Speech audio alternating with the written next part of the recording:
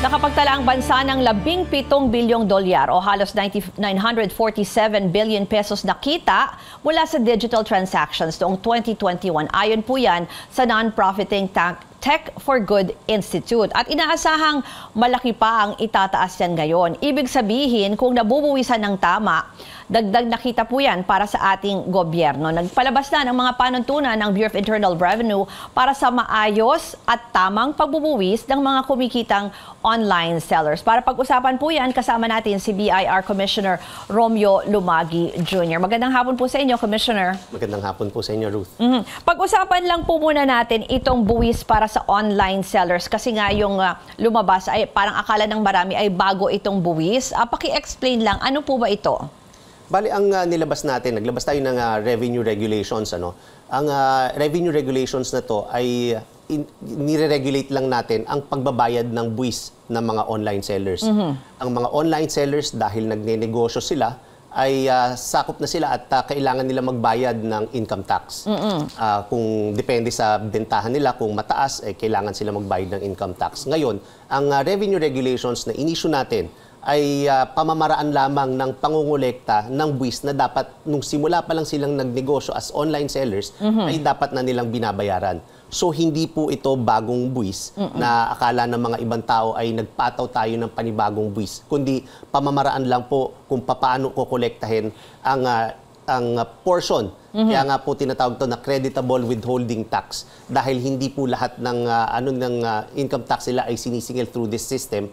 Maliit lang po, 1/2 of 1% of the gross revenues ang kokolektahin ng mga online platforms at payment gateways. So linawin ko lang, this is withholding tax po. Withholding tax po ang tawag dito. So dapat kung nagsimula ka ng negosyo mo sa online seller, dapat dati ka pa nagbabayad ng ganitong tax. Tama po. So dapat nung naging engage kayo as online seller, nagrehistro na sa BIR, at taon-taon nagbabayad ng income tax. Ngayon, dahil nga ang daming hindi nagre-register at ang daming hindi nagbabayad ng tamang buwis dito, ay minabuti namin na ma-regulate pa ito ng mas maayos. So, itong RR na to is more on tax administration lamang at hindi pagpapataw ng panibagong buwis. So, sa ngayon po ba, Commissioner, so ibig sabihin nga, ever since it's not a new tax, so ibig sabihin may nakukuha na rin kayo even before? Yung mga compliant. Na-registered. Ilan po ba yung naka-register sa inyo as of now? As of now kasi, well, I have no data on that. Pero kasi kakaunti lang considering the number of nakikita natin na online transactions and online sellers. Napakaliit lang.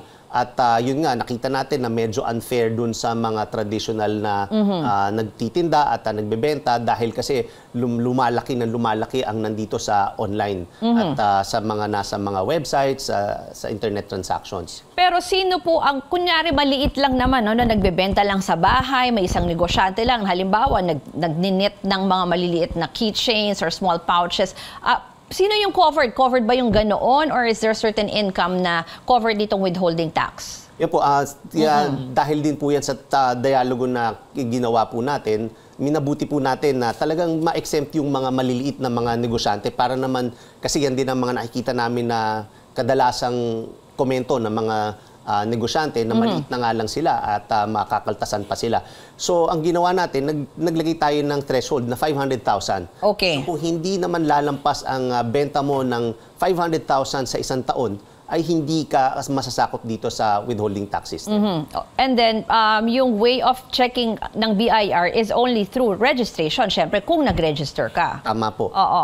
Marami rin, at banggitin ko na rin, kasi malaki ang pakinabang ng hindi lang ng gobyerno, kundi ng ordinaryong mamamayan. Lahat po tayo ay may interest na masigurado na nakarehistro ang mga online sellers at nagbabayad sila ng buwis. Dahil unang-una nandyan, dahil ang daming hindi registered na online sellers, ang dami rin nating natatanggap na mga reklamo galing sa mga bumibili at nagtatangkilik dito sa mga bumibili ng mga online na products sa online. At kaya lang, dahil hindi rehistrado itong mga negosyanteng ito, wala kami magawa dahil hindi namin sila mahabol dahil hindi kung naman may mga natin complaints, ano may po? mga complaints. Kahit din dyan yung mga DTI.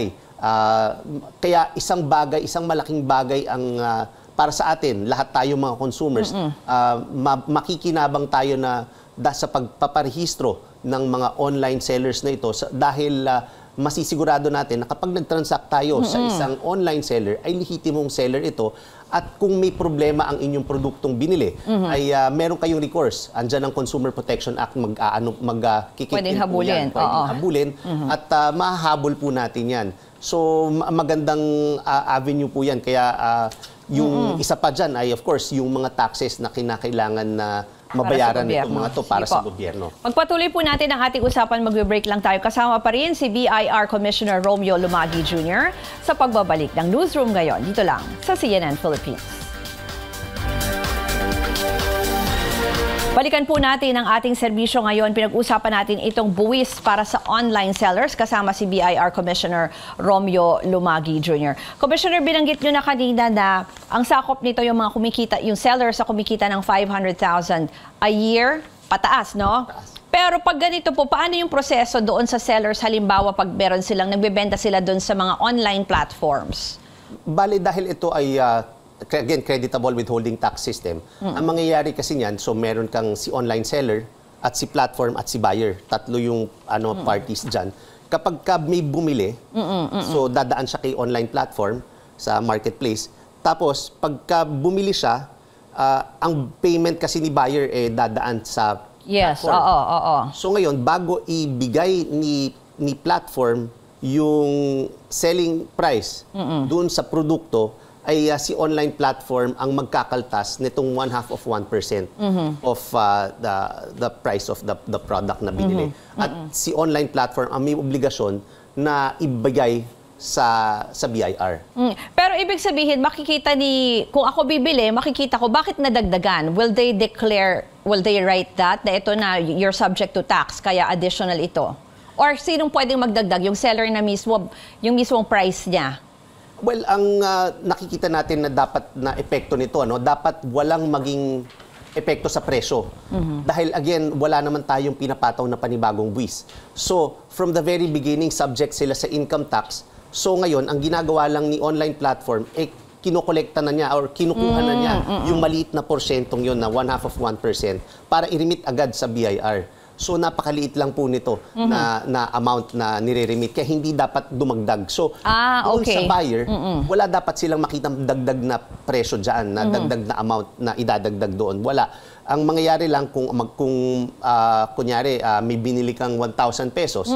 So sa 1,000 pesos na binili, ang gagawin ni online platform ay magko-compute siya kung sakaling halimbawa itong seller na to ay lampas 500,000 magko-compute na siya ng withholding. So halimbawa may bumili na 1,000 pesos, ang gagawin niya kalahati niyan 500 pesos, 1% of that yung ikakaltas niya.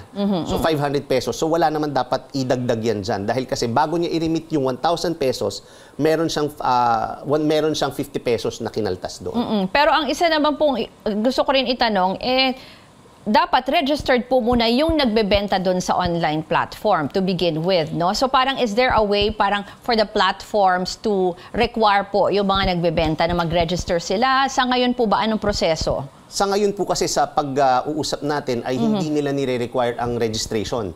Kaya naman ang dami nating hindi nakikita na mga online sellers. Kaya rin po nagrereklamo rin sa atin ang mga traditional stores, yung mga dahil nga hindi level ang playing field. Dahil sila namomonitor natin, nababantayan natin at nagbabayad sila ng tamang buwis. Samantalang itong mga online sellers na to ay hindi nagbabayad at hindi rehistrado. So ngayon, with this system, dapat talaga si online platform ay i-require ang mga online sellers ng BIR registration. Dahil kasi kailangan ito, dahil kapag nag-withhold na sila, kailangan nilang i-credit yan. Meron silang kailangan i-report kung parang sa mga restaurants nakakonect sa BIR yung yung ano bang tawag doon, yung cashier. Di ba po?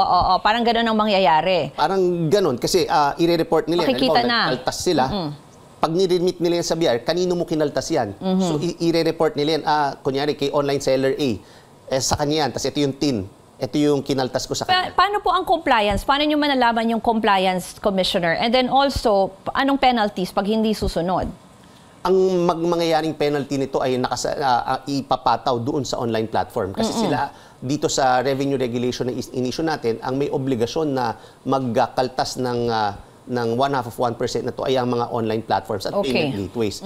So kung hindi nila gawin yan, sila ngayon ang may penalties dyan at hindi yung online sellers. So kaya kailangan sila talaga ibantayan nila na lahat ng mga nagbebenta through their online platform ay dapat rehistrado at dapat nakakaltasan nila ng So this is in-implement nyo ito, again, this is not a new tax, pero yung parang mas pinaigting, no, na implementation of this started ngayong taon na ito because of your memo. So ang dapat na unang gawin talaga is to register for those who are earning more than 500,000 pesos a year. Tama po. So how do they register? Where do Ang they... pagre-register po ay pwede nyo pong tingnan sa aming BIR website. Pumunta lang po kayo, nandun yung guidelines. Mag-fill up pa lang po tayo ng form 1901 or 1903, depende sa negosyo.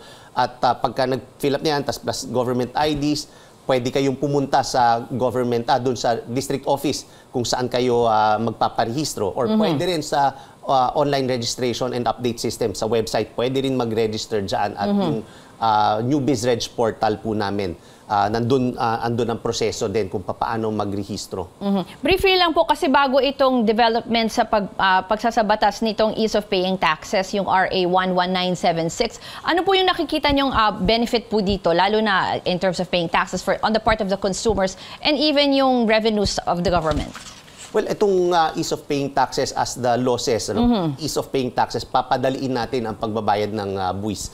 So ito, nagkaroon tayo ng, itong batas na to ay nagbigay ng classification ng taxpayers. Mula large taxpayer, meron kang medium taxpayer, may small and micro taxpayer. So nakaano po yan at iba-iba ngayon ang magiging requirement. Kasi bago po kasi nitong batas na to, kesyo malaki ka o maliit kang taxpayer, pare-pareho ang requirements. Pare-pareho ang obligasyon, pare-pareho yung sinasabit na forms, mas maliit ka nga. So ngayon, with this taxpayer classification, hindi na, kung mas maliit ka, hindi ka pareho ng requirement ang ibibigay mo sa malaking negosyante. So that's one na hopefully mas gagaan para sa mga maliliit na negosyante. And sana mas maengganyo sila na sumunod sa pagbabayad ng buwis, Tama po yan. Yan ang din natin para mas madalian sila. Ngayon, tinanggal rin po natin dito ang pagbabayad ng annual registration fee na 500 pesos. So yan po, pwede na pong hindi magbayad ng, pero effective January 22 po yan kasi yan ang effectivity date ng ating batas. So tinanggal na rin po yan dyan. So marami pong magiging pagbabago po at andyan din yung obligasyon na para siguraduhin na magkaroon ng meaningful digital transformation ang BIR. Although ginagawa na po natin yan dahil malaking bagay po yan sa atin. Okay, maraming pong salamat kay BIR Commissioner Romeo Lumagi Jr.